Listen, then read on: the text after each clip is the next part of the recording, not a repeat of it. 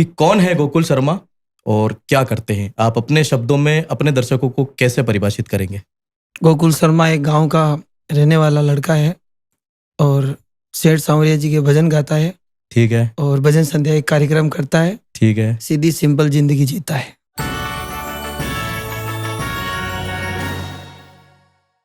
तो गोकुल जी प्रॉपर कहाँ के रहने वाले हैं? जैसे कि मेन गांव तो अपना है सवाईपुर के पास रेडवास है। इस गांव के हम रहने वाले हैं। यहाँ से हम हमारे दादाजी परदादाजी वहाँ गए थे डोरई। मेन गांव रेडवास है और अभी का जो हाल मुकाम है वो डोरई गांव में है, तहसील बेगू, जिला चित्तौड़गढ़ में, जोगणे माता जी के पास में गांव डोरई वहां पे।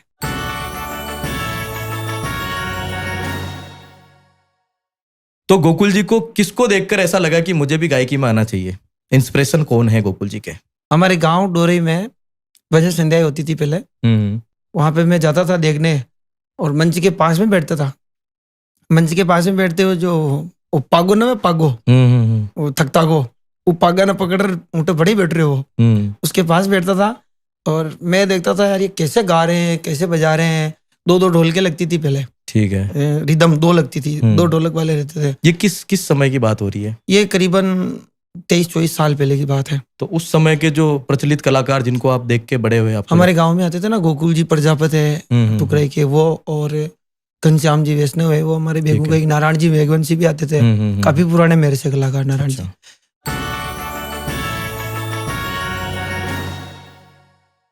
जैसे इसके लिए कुछ प्रारंभिक शिक्षाएं चाहिए होती है संगीत के लिए, जैसे जो शिक्षाएं लेते हैं हम, म्यूजिक क्लासेस वगैरह होती है, तो ये कहीं से ली आपने? कहाँ से ली?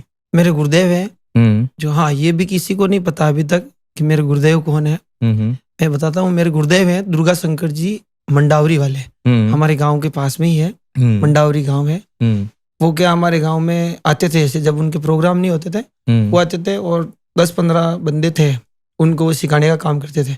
अच्छा। तो हाँ, मेरे को सबसे पहले उन्होंने हारमोनियम सिखाया और हारमोनियम में उन्होंने क्लासिकल म्यूजिक से मेरे शुरुआत करवाई कि ये तू बजा। किस उम्र में थे आप उस वक्त? उम्र तो क्या, मैं शायद 10-12 साल का था। ठीक है।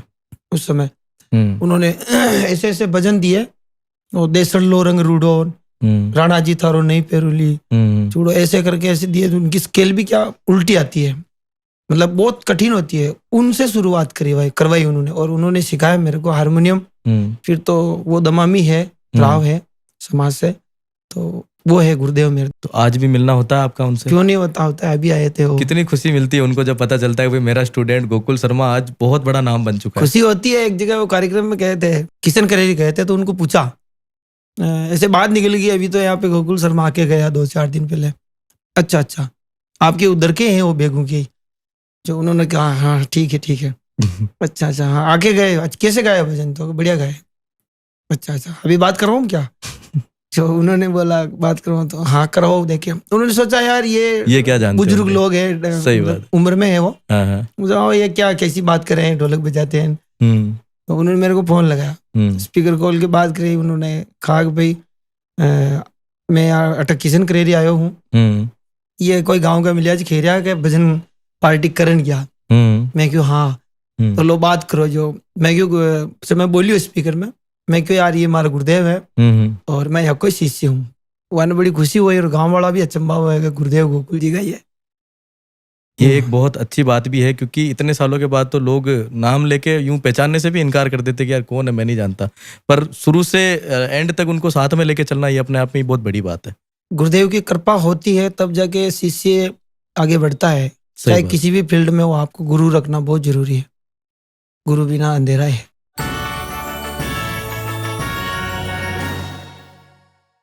तो ये तो म्यूजिक की शिक्षाएं आपने उनसे ली। एक आध्यात्मिक गुरु कौन रहे आपके, जो बाहर की दुनियादारी सिखाई जिन्होंने? ये तो हुए आपके म्यूजिकल गुरु। बाहर की दुनियादारी दिखाने में मेरे को मेरे ठेकेदार जी है गुरुदेव चुनीलाल जी, उदयपुर वाले। उन्होंने मेरे को क्या पैसा कैसे बचाते हैं, कैसे कमाते हैं, मेहनत कैसे करते हैं, सब कुछ उन्होंने सिखाया मेरे को कि ऐसे मेहनत करेगा तब जाके 2 रुपए आएंगे, और 2 रुपए को इस्तेमाल कहाँ करने हैं और किस जगह करने हैं, क्योंकि गरीब स्थिति देखी हुई। सही बात, ऐसे बताया उन्होंने।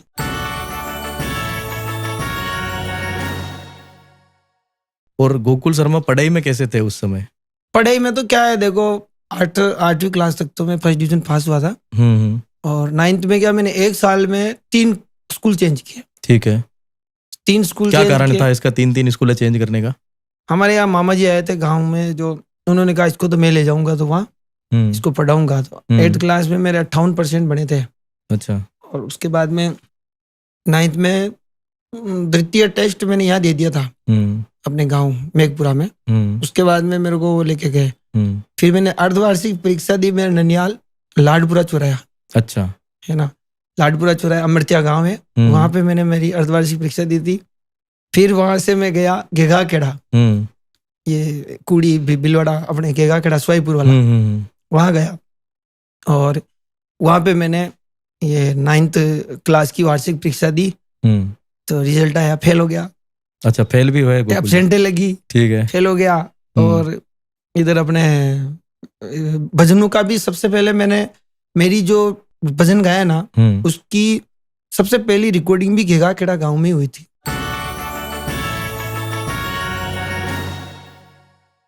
तो जैसे स्कूल कॉलेज के टाइम पे एक मस्तियां होती है, दोस्त यार मिलके कुछ शैतानियां करते हैं, ऐसी कोई एक शैतानी जो आज भी अगर रात को सोते वक्त याद आ जाए तो खलबली मच जाती कि यार वो दिन थे? ऐसी कोई एक किस्सा आप सुनाना चाहिए अगर अपने दर्शकों को। आप भी है सो, एक बार कहीं लड़ी हुई स्कूल में, जो ईंट को टुकड़ायो। ठीक है, जो गुस्सा है, जो ईंट को टुकड़ो, जो देनी की कहीं लाख हिकेगी। अच्छा। वो कौन आ गया माथा में, वो पूरा परिवार वाला मार घर आ गया। पप्पा ने कहा वो आया करे तो मुंह घुस गयो। मैं क्यों आज तो को उठी। ठीक है, घुस गयो। पप्पा ने क्यों यार के छोरोता को पत्थर फेंक्यो, जो मांग छोरा के माथा में लागी। जो हमारा पप्पा मन का हाथ जोड़ी माफ कर दो, बालक है, बच्चों है, लड़े हो जावे, देरियो को दूजा को आपके लागी, इलाज करा दे वहां। तो वह आया चतरा तक, वो उठे बैठे रहा, मैं आयो को, तो भी वे मैंने एक बार उन्हें बुलाओ, उठे मांग सामने बुलाओ। मैं क्यों सामने जाऊं, हमारे देपाड़ी बने तो भाई बच्चा बच्चे डर लागे ना। तो बच्चे बागों में मिलियो, मैं आज के बाद ऐसी गलती नहीं हो मारो। मस्तियां तो घनी करते हो, सबू ज्यादा यो कुश्ती खेला स्कूल में ही। और एक बार जूडो में भी गयो मैं। अच्छा, जूडो खेलवा, जो अगलो आदमी एक में उठान फेंक दियो तो। हाँ, जूडो में तो बड़ा दमदार आदमी था ना।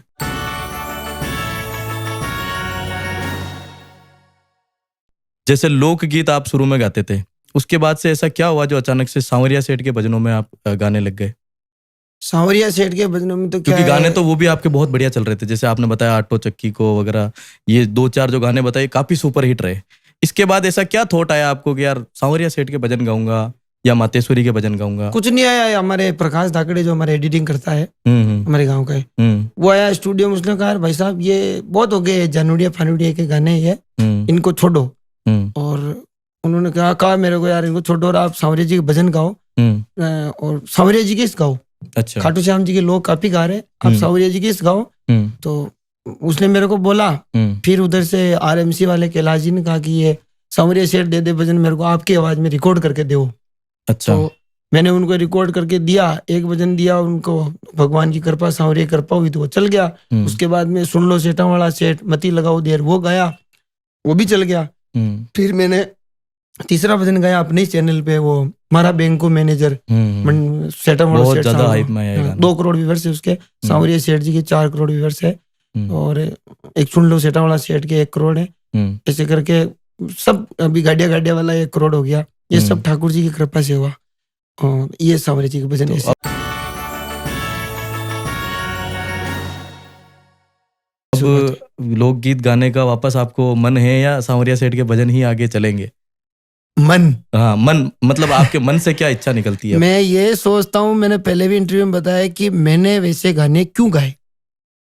मैं मतलब सुनना पसंद नहीं करता हूँ मेरे गाने खुद के, वो जो मैंने गा रहे ना, जिनमें मतलब ये जानू शब्द आ रहा है, या मतलब जानू शब्द या छोरी शब्द या ऐसे कोई भी शब्द आ रहे हैं, उनको मैं सुनता तक नहीं, मतलब कभी कान में भी नहीं आने देता हूँ। मैंने कहा बंद कर दे, कोई सलाह भी दे तो मैंने कहा बंद कर दे इसको, ये गाने मेरे को नहीं सुनने। तो बिल्कुल एलर्जी टाइप होगी। ठीक है, उन गानों की वजह से मैं मार्केट में आया, उन गानों की वजह से ब्याह शादी गाने मैंने गाए थे, इनकी वजह से मार्केट में आया। पर जिंदगी में भूल के मैंने कहा गोकुल शर्मा तेरे से बहुत बड़ी गलती होगी, ऐसे गाने मैं क्या कर रहा हूँ। अभी कोई मेरे को ये भी बोल दे कि आपको 1 लाख रुपए दे रहे, एक सॉन्ग हमारे लिए जानू फानू का गा दो, तो नहीं। हाँ, पर्सनल सॉन्ग में बनाता हूँ, जैसे कि आप हो, आपका प्रिंस शर्मा करके अगर सॉन्ग बनाना तो आपका पूरा सॉन्ग बन जाएगा। अगर आप नेताजी हो, आपका चुनाव लड़ रहे हो, तो ये शुरुआत मैंने की थी नेता हूँ गानों की, तो वो तो मैं बना देता हूँ।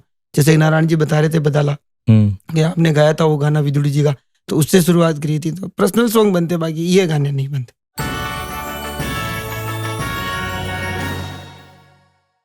यूट्यूब चैनल भी है आपका जिसपे काफी सारे सब्सक्राइबर्स है, इससे कितना क्या रेवेन्यू जनरेट हो जाता है, इनकम सोर्स कितना क्या है उससे?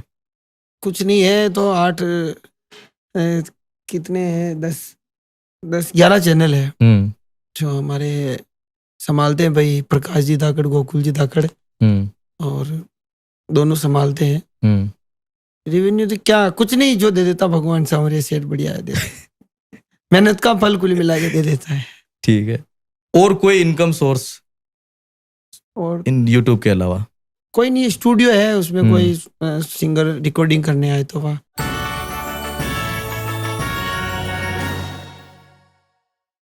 एक आपके कोई फैन ने कमेंट किया था आपके, वो जो अपन ने रील डाली थी, कि गोकुल शर्मा की कोई लव स्टोरी, प्रेम कहानी भी है क्या कोई? यार ये कौन सा प्रश्न हो गया? ये प्रश्न है, देखो आपके फैन से कुछ भी पूछ सकते हैं। ऐसा कुछ भी नहीं है। देखो फ्रेंड्स मतलब अपन पढ़ाई करते हैं, हाँ। तो उस समय पढ़ाई करते हैं, तो कोई अपने को या साथ दे या अपन उनका साथ देवे, तो इसमें क्या फ्रेंड हो सकते हैं। ये लव स्टोरी वाला ये दिमाग बाहर अपने मैटर।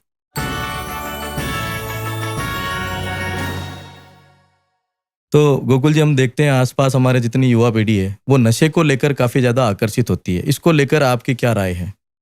देखो सीधी बात तो यह है कि नशा एक ऐसी चीज है, इसको करने पर या करने वाले के अधिकतर बहुत सारे अपन ने घर उजड़ते हुए देखे, बिगड़ते हुए देखे, रुपये पैसे से बिल्कुल बर्बाद होते देखे हैं। वैसे भी समाज सेवी नारायण जी बदाला जो बिलवाड़ा के पास के आपके, तो वो भी उन्होंने मुहिम चला रखी है, अच्छी है मुहिम, और बढ़िया कर रखा। क्योंकि आने वाली पीढ़ी अगर इन नशे के अंदर अधीन हो जाएगी, और आगे उनको न जाने कितनी कठिनाइयां आएगी, फिर न जाने क्या क्या होगा। तो मेरा निवेदन यही है सभी से, नौजवान युवा साथियों से, आप हो सके तो बीड़ी सिगरेट भी मत पिए और बिल्कुल नशे से दूर रहिए।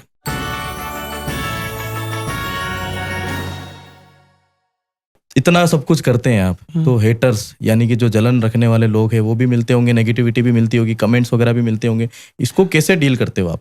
देखो ऐसा है कि कमेंट्स वगैरह ये तो मैं देखता भी नहीं हूँ, और दूसरा ये है कि कोई भी आदमी है, मैं मेरा काम कर रहा हूँ, मैं मेरी मेहनत का, मैं मेरे मतलब अब मैं मेरे कर्म का या मेरी मेहनत का मैं कमा के खा रहा हूँ, और दूसरे उनके हिसाब से वो कमा के खा रहे हैं। अगर कोई मेरे से जलते हैं तो मैं उनसे निवेदन करूंगा कि आप नहीं जलें, और फिर भी आप जलो तो आपकी इच्छा, ठीक है। इसका कारण मैं जब स्टूडियो में पूरी रात्रि भर एक भजन मैं बनाता हूँ ना, तो उसमें लिरिक्स हमारे नारायण जी लिखते हैं, सुरेश जी लिखते हैं, मैं खुद भी मेरे हिसाब से गाता हूँ। एक भजन को बनाने में मेरे को कम से कम 5 दिन लगते हैं। अच्छा, एक भजन को बनाने में 5 दिन लगते हैं? 5 दिन। आप सोचो कि जब अकेला मैं स्टूडियो में काम करता हूँ नाइट में, क्योंकि सब सो जाते हैं, मैं तो काम कर रहा हूँ, जगूंगा, दूसरे सो जाएंगे, जो जहाँ बैठा वहीं सो गए, वो जो जहाँ बैठा, सब ऐसे हमारे पूरे जो मेंबर है 10-15 सो रहे, जो सारे वहीं सो जाते हैं। मैं काम करता हूँ, मेरे को विचार आता है, यार गोकुल शर्मा तेरे को ऐसा क्या चाहिए, तू आधी रात होगी, 3 बज गई, 4 बज गई, दिन उग जाता है, सुबह 6 बज गई, तू काम कर रहा।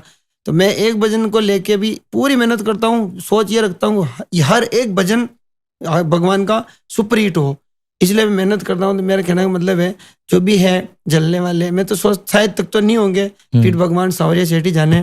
कोई है तो केवल इतना सा देखना कि मतलब बंदा इस लेवल पे आने के लिए कितनी मेहनत करी है और आगे कितनी मेहनत कर रहा है अभी तक भी। तो मेरा यही निवेदन है, आप सब मेहनत करो, भगवान चोच दी तो चुगो देवे, दयालु दीनानाथ सांवरिया सेठ, यही बात है।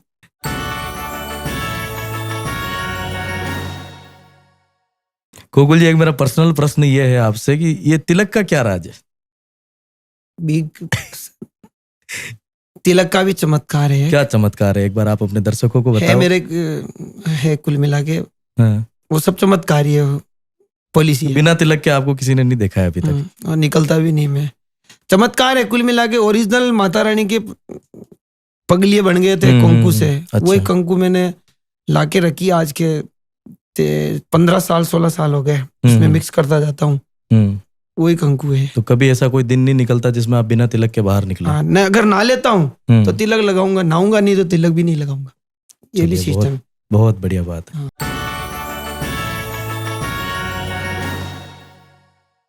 एक गाना बहुत बजता है, गाडिया गाडिया और होटला पर नाम लिखियो सांवरिया को, इसके पीछे की क्या कहानी है? कैसे ये माइंड में आया? इसके लिरिक्स किसने लिखे हैं? किस तरह से ये गाने का जो है प्रोडक्शन हुआ? ये क्या, मैं मध्य प्रदेश इंदौर भजन संध्या में जा रहा था, उस समय ये अपने नीमच नया गांव का जो टोल आता है ना, यहाँ से मैं आगे निकला, फिर जहाँ पे भी जिस दुकान पे मेरी नजर पड़े ना, वहाँ पे सब दुकानों पे सांवरिया सेठ जी के नाम लिखे हुए थे।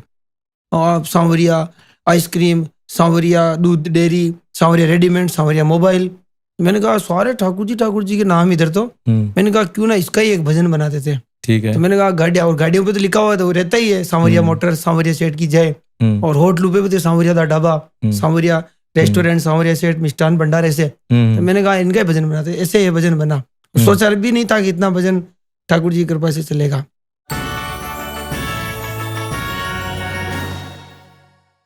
गोकुल जी, मैंने सुना है कि आप जब भी स्टेज पे चढ़ते हैं तो सर्वप्रथम आप जोगनिया माता जी की वंदना करते हैं, इसका क्या कारण है? इसका कारण है, देखो, सबसे पहली बात तो यह कि मैं माँ जगदम्बा जोगनिया रानी के चरणों में रहता हूँ। मतलब मेरा गांव माता जी जोगनिया माता जी से 25 किलोमीटर है, वहीं से मैं रहता हूँ। और बेगू को भी लोग नहीं जानते हैं ना कि बेगू कहाँ है, डोरे कहाँ है, तो मैं जब जोगनिया माता का नाम लेता हूँ तो पूरे एरिया में हर जगह जान जाते हैं कि ये वहाँ है, जोगनिया माता के पास है। तो जब उनकी शरण में हम रहते हैं तो सबसे बड़ी शक्ति माँ भवानी जगदम्बा, ऊपर माली विराजमान जोगनिया महारानी। मैंने कहा भाई, और मेरे इष्ट भी माता जी का ही है, जगदम्बा का इष्ट है मेरे। मेरी माँ जगदम्बा की वजह से मैं पोजीशन यहाँ तक आया, माँ जगदम्बा की कृपा है जो, इसीलिए मैं सबसे पहले माँ, समय रहता है तो मैं पूरा भजन गा देता हूँ, समय कम होता है तो मैं जोगनिया महारानी की साकी बोल के भजन शुरुआत। साकी मतलब शुरू के जो 4 लाइन चरण, हाँ, वो बोलते शुरू के वाली लाइन, वो बोल के शुरुआत करता हूँ। तो आपका पूरा नाम गोकुल शर्मा है या कुछ और नाम है? नहीं, मेरा नाम तो ओरिजिनल नाम डॉक्यूमेंट्स में अनिल कुमार शर्मा है। हाँ। ये गोकुल शर्मा नाम तो मेरी दादी ने रखा। अच्छा। तो दादी की कृपा से नाम ये सब जानते हैं, मतलब सब क्या, भगवान की कृपा से जो भी जानते हैं वो ये गोकुल शर्मा के नाम को जानते हैं। अनिल कुमार शर्मा मेरा ओरिजिनल नाम डॉक्यूमेंट्स पर, इसको कोई जानते भी नहीं। और कोई बात नहीं, गोकुल शर्मा जान रहे तो खूब। तो दोस्तों, आज का हमारा पॉडकास्ट कंप्लीट हो चुका है। अगर आपको ये देखना है तो प्रिंस वर्ल्ड 7 यूट्यूब चैनल है, उसको जाओ सब्सक्राइब करो, और बहुत जल्दी ये वहां पे आने वाला है। 2 शब्द आपकी तरफ हूँ इस चैनल के लिए। नहीं, बिल्कुल, बहुत अच्छा प्रिंस वर्ल्ड आपका यूट्यूब चैनल है, इस क्वालिटी भी अच्छी आती है, और रील्स वगैरह में आप माहिर हो, और अच्छा है। कुल मिला के भगवान सबको ध्यान है जी, कुल मिला के भगवान की कृपा सब आपको खूब सब्सक्राइबर बेड़ी और भी बेड़ी। और हाल तो चलो ठीक है, शुरुआत है, आगे इस जगह पे और बड़ा लोग आवे और आपके साथ में इंटरव्यू कराए।